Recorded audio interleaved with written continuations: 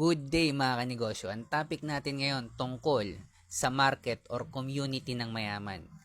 Ano ang community ng mayaman at bakit importante ito sa isang negosyo? Ito kung nagsisimula ka palang tapusin mo tong video ko, sigurado marami ka matututunan. Ito yung mga hindi ko alam nung nagsisimula pala ako magnegosyo. Ako nga pala si Jepoy, isang negosyante. Isa rin akong DJ. Kung kailangan nyo pala ng DJ sa club, sa bar, sa event, message lang kayo dito sa page ko or comment lang kayo.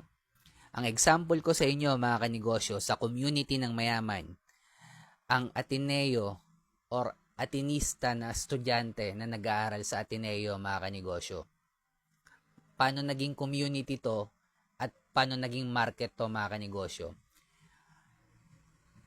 Explain ko lang mga kanegosyo. Ang community, ito yung pare-pareho kayo ng school, pare-pareho kayo ng kotse, pare-pareho kayo ng specific na kung anong brand ng kotse. Kunyari, Honda Civic, ganon.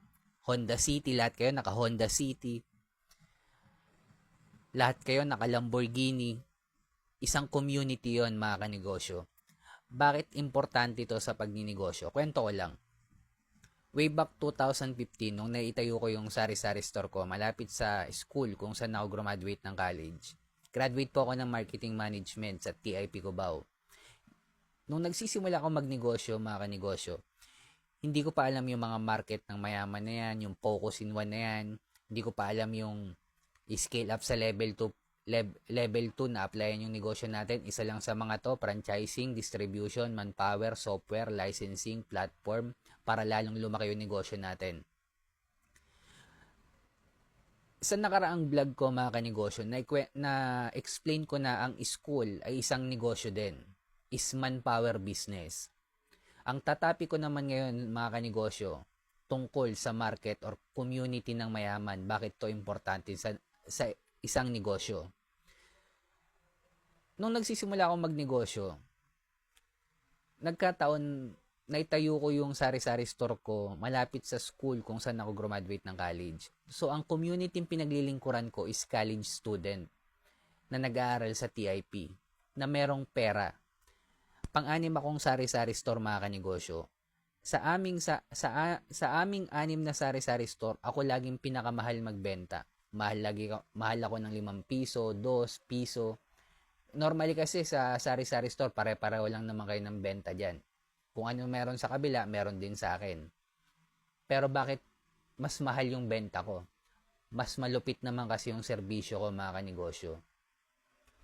Nagkataon, yung sari-sari store ko, naging tambayan siya kapag vacant nung estudyante, kapag break time, or kung mahaba yung hinihintay na oras, doon sila tumatambay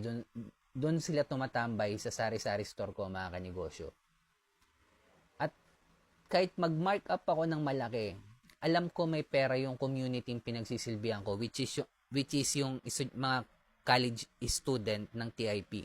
Kahit mag-mark up ako ng 2, 3, 5 piso na mas mataas kumpara sa kabilang sari-sari store, sa akin pa rin sila bumibili kasi meron silang pera. Pero kung nagkataon, kung ang community yung pinaglilingkuran ko, huwag kayong malito mga kanegosyo. Kung ang community yung pinaglilingkuran mo, college student din, pero nagtitipid naman sila. Ito yung mga state university, mga sakto lang yung baon, scholar ng bayan. Hindi masama mga kanegosyo itong mga sinasabi ko. Nagkataon lang talaga na budgeted yung pera nila.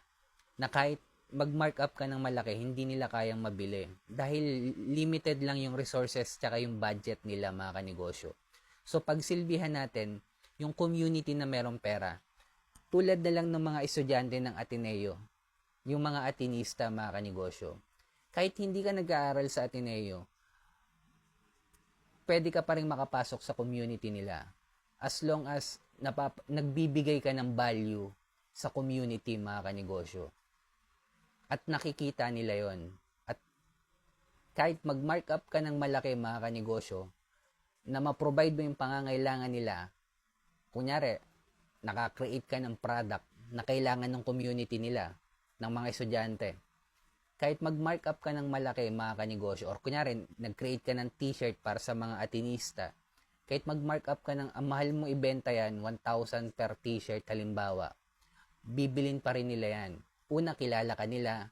Pangalawa, kahit mag-markup ka na malaki, alam nila malupit yung serbisyo mo kasi napaglingkuran mo na sila at nagbigay ka na ng value.